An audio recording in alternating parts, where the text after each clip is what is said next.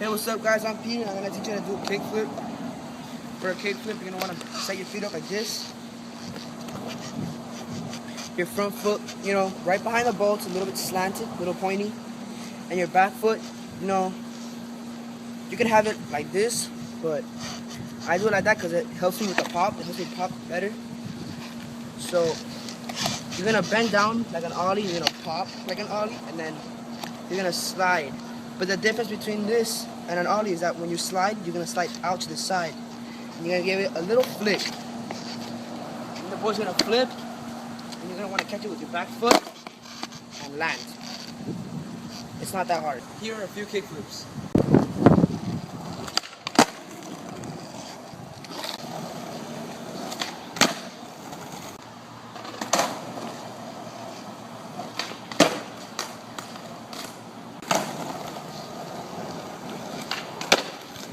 And that's the kickflip.